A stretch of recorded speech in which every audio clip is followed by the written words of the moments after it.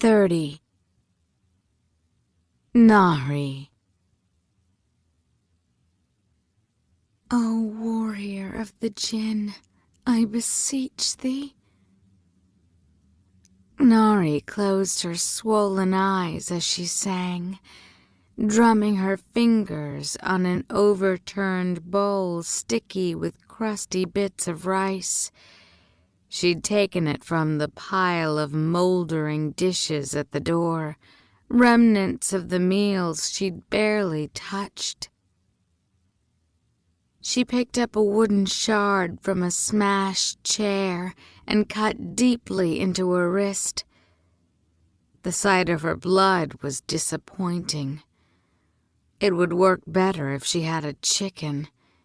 If she had her musicians. Czars were to be precise. The blood dripped down her arm and onto the floor before the wound closed up. Great guardian, I call to you. Dara Yavahush Iafshin, she whispered, her voice breaking. Come to me. Nothing. Her bedchamber stayed as quiet as it had been a week ago when she was locked away, still covered in his ashes. But Nahri didn't let that dissuade her. She'd just try again, varying the song slightly. She couldn't remember the exact words she'd sung in Cairo so long ago, but once she got them right, it had to work. She shifted on the floor, getting a whiff of unwashed hair as she pulled the filthy bowl over. She was slashing her wrist for the umpteenth time when the door to her room opened. A woman's dark silhouette was visible against the infirmary's blinding light. Nasreen, Nahri called, relieved. Come. If you keep the beat on the drum, then I can use this plate as a tambourine and... Nasreen rushed across the room and snatched the bloody shard away. Oh, child, what is this? I'm calling Dara back, Nahri answered. Wasn't it obvious? I did it once. There's no reason I can't do it again. I just have to get everything right. Banu Nahri. Nasreen knelt on the floor and pushed the bowl away. He's gone, child. He's not coming back. Nahri pulled her hands away. You don't know that, she said fiercely. You're no Nahid. You know nothing. I know slaves, Nasreen cut in. I helped your mother and uncle free dozens.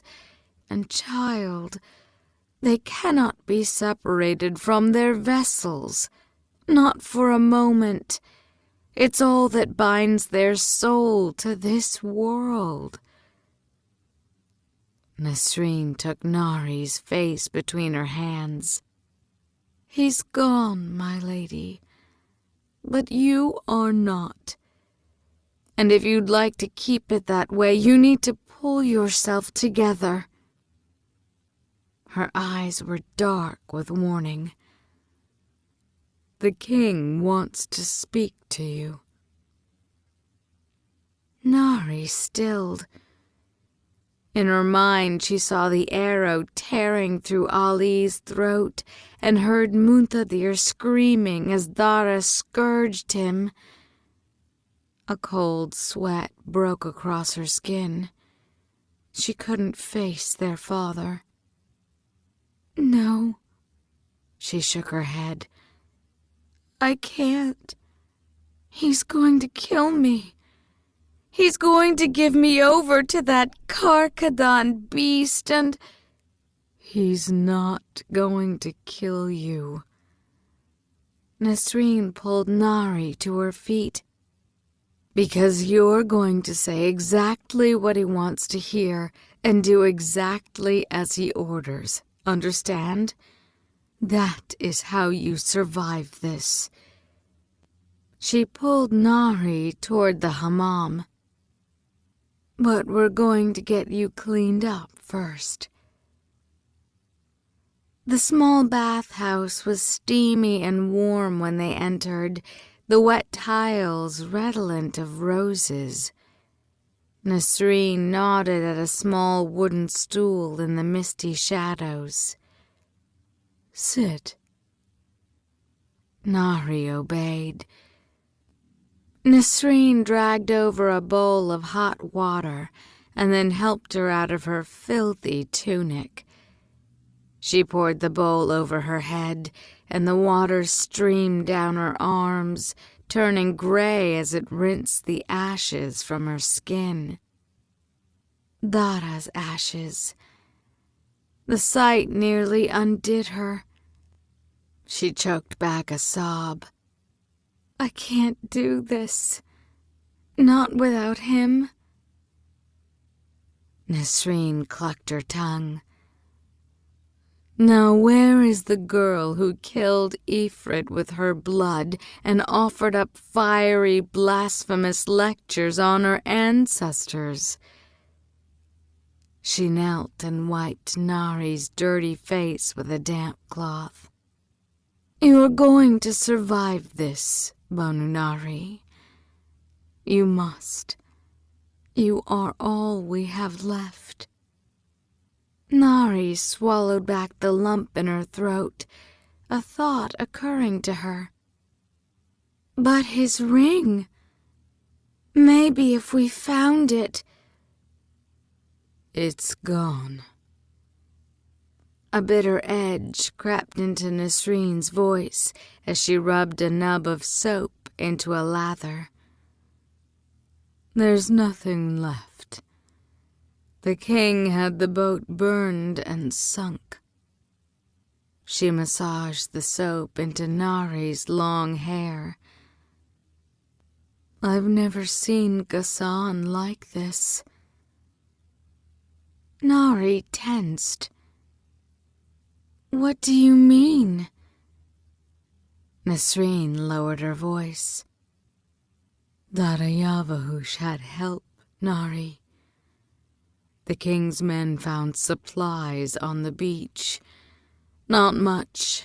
It might have been only one man, but—" She sighed. "Between that and the demonstrations, it's chaos." She poured a bucket of clean water over Nahri's head. "The demonstrations? What demonstrations?" "There have been devas gathering at the wall every day, demanding justice for Daevabad's death." Nasreen handed her a towel. "To kill a slave is a great crime in our world, and the Afshin— Well, I suspect you saw for yourself in the temple how people felt about him." Nahri flinched, remembering the sight of Dara playing with Deva children in the garden, the awed faces of the adults clustering around him.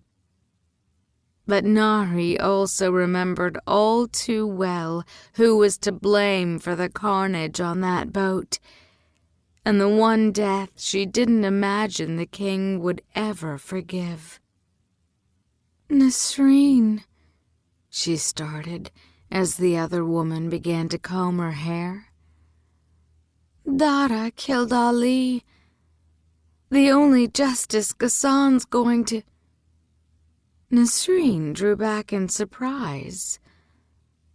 "Dara didn't kill Ali Zaid." Her face darkened. "I should know. I was forced to treat him." "Treat him? Ali's alive?" Nahri asked, incredulous. The prince had been shot, drowned, and then seemingly possessed by the Marid. She hadn't even considered the possibility that he still lived. Is he okay? Is he okay? Nasreen repeated, looking aghast at the question. He murdered your Afshin. Nahri shook her head. It wasn't him.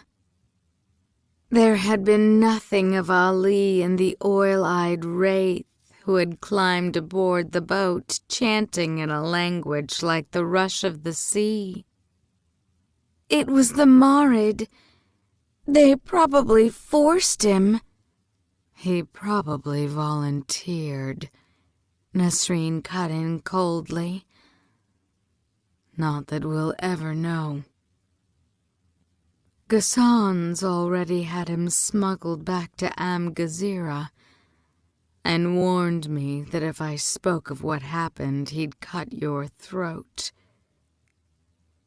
Nahri recoiled, but not just at the threat, at her own sudden memory of Ali's rushed apology on the boat.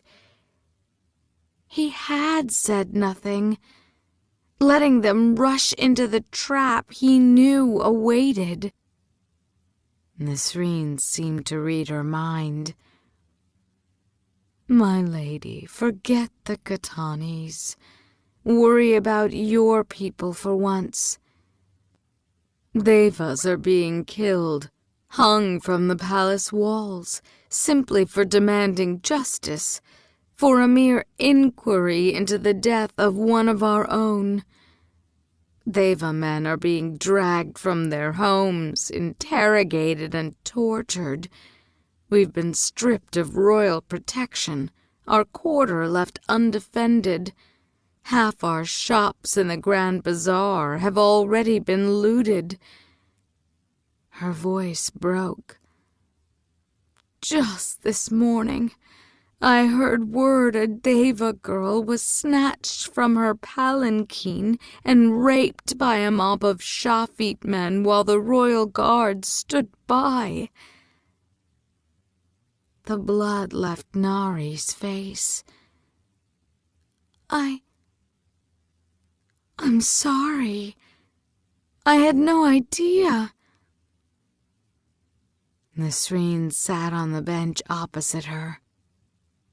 Then listen to me, Nahri. The Katanis are not your friends.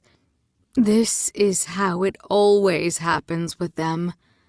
One of us steps out of line. One of us thinks about stepping out of line. And hundreds pay the price. The door to the hammam swung open. A Ghaziri soldier barged in. Nasreen jumped to her feet, blocking Nahri from sight. Have you no decency? He rested his hand on his Zulfikar. Not for the Scourge's whore. The Scourge's whore? His words sent a rush of fear through Nahri.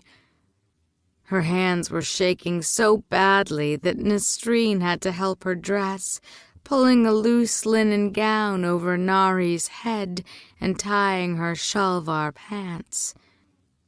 Nasreen draped her own black chador over Nahri's wet hair. Please, she begged in Devasti. You're the only one left. Forget your grief. Forget our words here. Tell the king whatever he needs to hear to grant you mercy. The impatient soldier seized her wrist and pulled her toward the door. Nasreen followed. Please, Banu Nahri, you must know he loved you. He wouldn't want you to throw away. The soldier shut the door in Nasreen's face. He dragged Nahri along the garden path. It was an ugly day. Gray clouds bruised the sky, and an icy wind brought a smattering of rain against her face. She pulled the chador tight around her and shivered, wishing she could disappear into it. They crossed the rain-slick pavilion toward a small wooden gazebo nestled between a wild herb garden and an ancient sprawling neem tree. The king was alone and looked as composed as ever, his black robes and brilliant turban not the slightest bit damp. Despite Nasreen's warning, Nahri didn't bow. She squared her shoulders, looking him dead in the eye. He dismissed the soldier. "Banu Nahida," he greeted her. His expression was calm. He motioned to the opposite bench. "Why don't you sit?" She sat, ignoring the urge to slide to the side of the bench farthest from him. His eyes hadn't left her face. "You look better than when I saw you last," he commented lightly. Nahri flinched. She only vaguely recalled the king's arrival on the boat, the way Suleiman's seal had crashed down a second time while soldiers dragged her, thrashing and screaming, from Dara's ashes. She wanted to get this conversation over with as quickly as possible, to get away from him as quickly as possible. "I know nothing," she said, rushing. "I don't know who helped him. I don't know what—" "I believe you," Ghassan interrupted. Nahri gave him a surprised look, and he continued. "I mean, I don't particularly care, but for what it's worth, I do believe you." Nahri fidgeted with the hem of her chador. "Then what do you want?" "To know where you stand now." Ghassan spread his hands. 21 men are dead, and my streets aflame, all because that damnable Afshin decided, in what I imagine was a hot-headed moment of the deepest stupidity, to kidnap you and my son and flee Daevabad. I've heard strikingly different accounts of how this happened," he continued, "and I've decided on one." She arched an eyebrow. "You've decided on one?" "I have," he replied. "I think 2 drunk men got in an idiotic brawl over a woman. I think one of those men, still bitter about losing a war, driven half mad by slavery, snapped. I think he decided to take what belonged to him by force." He gave her an intent look. "And I think you're very fortunate that my younger son, injured in the brawl earlier, was in the infirmary to hear your screams." "That's not what happened," Nahri said heatedly. "Dara would never—" The king waved her off. "He was a volatile man from an ancient and savage world. Who can really understand why he chose to lash out the way he did, to steal you from your bed like some uncivilized brute from the wilds of Devastana? Of course you went along. You were terrified, a young girl under his sway for months." Nahri was normally good at checking her emotions, But if Ghassan thought she was going to publicly paint Dara as some barbarian rapist and herself as a helpless victim, he was mad. And he wasn't the only one with leverage. Does this charming story of yours include the part where your son was possessed by the Marid and used Suleiman's seal? Ali Zaid was never possessed by the Marid, Ghassan said, sounding completely self-assured. What a ridiculous thing to suggest. The Marid have not been seen for millennia. Ali Zaid never fell in the lake. He was caught in the ship's rigging and climbed back aboard to slay the Afshin. He's a hero. The king paused and pressed his lips into a bitter smile, his voice wavering for the first time. He always was a talented swordsman. Nahri shook her head. That's not what happened. There were other witnesses. No one is going to believe. It is far more believable than Manaiza having a secret daughter hidden away in a distant human city. A girl whose very bearing would suggest an almost entirely human pedigree. Forgive me. What did we say it was? Ah, yes. A curse to affect your appearance. The king pressed his long fingers together. Yes, I sold that story quite well. His frankness took her aback. She had thought it odd how easily the king accepted her identity, when even she herself doubted it.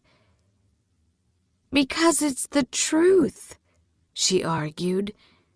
You were the one to mistake me for Manaiza when I first arrived. Ghassan nodded. A mistake. I cared greatly for your mother. I saw a Deva woman walk in with an Afshin warrior at her side, and my emotions briefly overtook me. And who knows? You may very well be Manaiza's daughter. You clearly have some Nahid blood. He tapped the seal on his cheek. But I see human in you as well. Not much. If your parents were clever, they could have hidden it. There are plenty in our world who do. But it's there. His confidence shook her. You would have let Muntadir marry someone with human blood? To secure peace between our tribes, without hesitation. He chuckled. Do you think Ali Zaid the only radical? I have lived long enough and seen enough to know that blood does not account for everything. There are plenty of Shafid who can wield magic with as much skill as a pureblood. Unlike my son, I recognize that the rest of our world is not ready to accept such a thing. But as long as no one else learned what you were... He shrugged. The exact composition of my grandchildren's blood would not have bothered me one whit. Nahri was speechless. She could take little heart in Ghassan's assertion that Shafid were equals, not when he could so easily disregard such a truth for political reality. Doing so bespoke a cruelty she had not seen in Dara's far more ignorant brand of prejudice. So expose me, she challenged. I don't care. I'm not going to help you slander his memory." "Slander his memory?" Ghassan laughed. "He's the scourge of Qaizi. This lie pales in comparison with his actual atrocities." "Says a man committed to using lies to further his reign." The king lifted one of his dark eyebrows. "Do you want to hear how he earned that title?" Nahri stayed silent, and the king regarded her. "But of course. For all the interest in our world, all the things you asked my son, you've shown curiously little appetite for your Afshin's bloody history." "Because it doesn't matter to me." "So it will not bother you to hear it." Ghassan sat back, pressing his hands together. "Let us talk of Qaizi. The Tukharistanis were once your ancestors' most loyal subjects, you know. Steadfast and peaceful, devoted to the fire cult. With just one flaw. They intentionally broke the law regarding humans."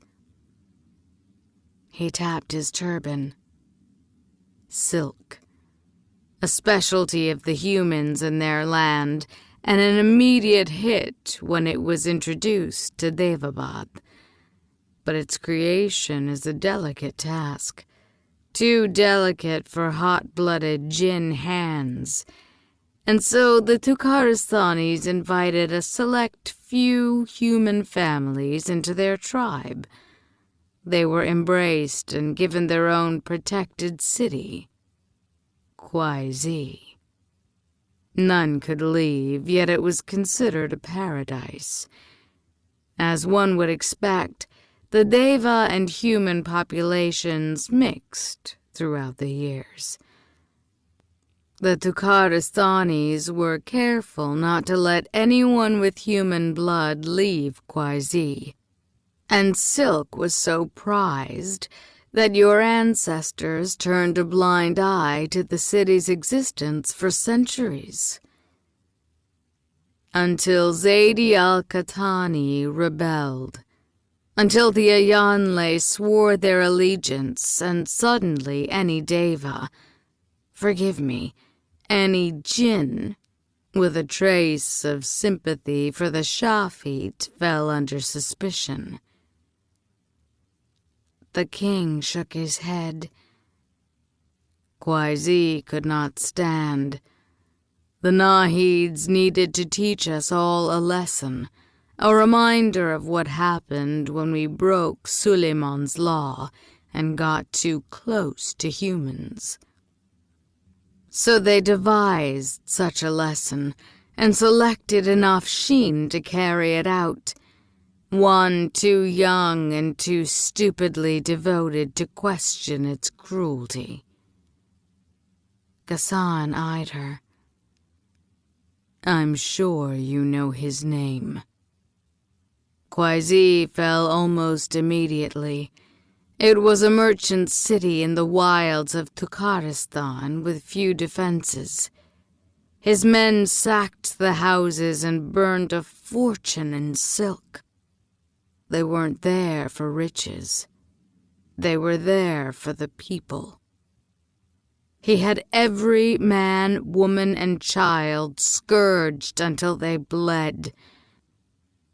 If their blood wasn't black enough, they were immediately killed, their bodies tossed in an open pit. And they were the lucky ones. The purebloods faced a worse fate. The throats of their men were packed with mud, and then they were buried alive, enclosed in the same pit as their dead Shafit fellows and any pure-blooded woman unfortunate enough to be carrying a suspect pregnancy. The boys were castrated, so that they would not carry on their father's wickedness, and the women given over to rape. Then they burned the city to the ground and brought the survivors back to Daevabad in chains. Nahri was numb. She balled her hands into fists, her nails digging into the skin of her palms. "I don't believe you," she whispered. "Yes, you do," Ghassan said flatly. "And truthfully, had that put an end to the rebellion, prevented the far greater number of deaths and atrocity in the war to come, I'd have put a whip in his hand too. But it didn't. Your ancestors were ill-tempered fools. Forget the slain innocents. They destroyed half of Tukharistan's economy. A commercial grievance wrapped in moral outrage?" The king tutted. By year's end, every remaining Tukharistani clan had sworn loyalty to Zaidi al-Qahtani. He touched his turban again. 1,400 years later, their finest spinners send me a new one every year to mark the anniversary. "He's lying," she tried to tell herself. But she could not help but recall the perpetually haunted Afshin. How many times had she heard the dark references to his past, seen the regret in his eyes? Dara admitted to once believing that the Shafit were little more than soulless deceptions, that blood mixing would lead to another of Suleiman's curses. He said he'd been banished from Daevabad when he was Ali's age, punished for carrying out the orders of her Nahid ancestors. He did it, she realized, and something shattered inside her, a piece of her heart that would never repair. She forced herself to look at Ghassan, struggling to stay expressionless. She would not show him how deep a wound he'd just struck. She cleared her throat. "And the point of this tale?"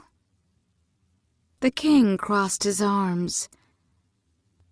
"Your people have a history of making foolish decisions based on absolutes instead of reality. They're still doing it today, rioting in the streets and rushing to their deaths for a demand no sensible person would expect me to grant." Ghassan leaned forward, his face intent. "But in you I see a pragmatist, a shrewd-eyed woman who would negotiate her own bride price, who manipulated the son I sent to spy on her to the point where he sacrificed himself to protect her." He spread his hands. "What happened was an accident. There is no need to derail the plans we had both set in place. No reason we cannot repair what was broken between us." He eyed her. "So tell me your price." A price? She would have laughed. There it was. That's all anything really came down to. A price. Looking out for herself and no one else. Love, tribal pride. They were worthless in her world. No, not just worthless. They were dangerous. They destroyed Dara. But there was something else in what Ghassan had just said. The son who sacrificed himself? "Where's Ali?" she demanded.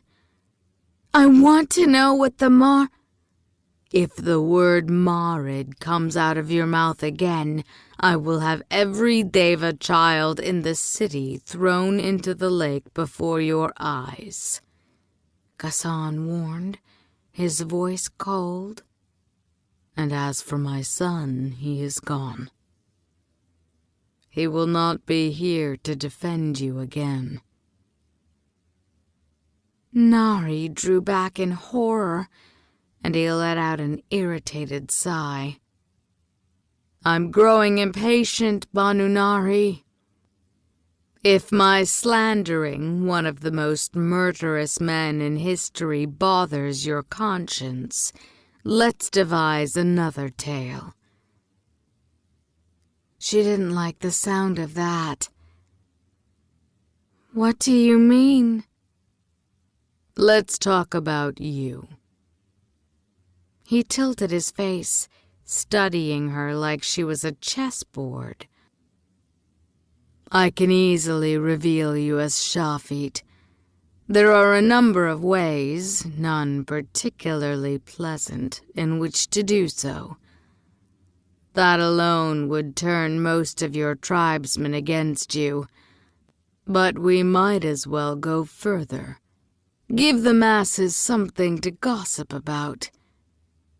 He tapped his chin. "Your disregard for your people's fire cult is almost too easy, as are your failures in the infirmary. We'd need a scandal." He paused, a calculating expression crossing his hawkish face. "Perhaps I spoke wrongly about what happened in the infirmary. Maybe it was Daevabad who found you in the arms of another man, a young man whose name makes Deva blood boil." Nahri recoiled. "You would never." It was obvious they were speaking plainly, so she didn't pretend not to know of whom he spoke. "You think people are howling for Ali's blood now? If they thought he—" "Thought he what?" Ghassan gave her a condescending smile. "In what world do men and women pay the same price for passion? You'll be the one blamed. Indeed, people will assume you particularly talented to have seduced such a religious man." Nahri shot to her feet. Ghassan seized her wrist. The seal flashed on his cheek, and her powers vanished.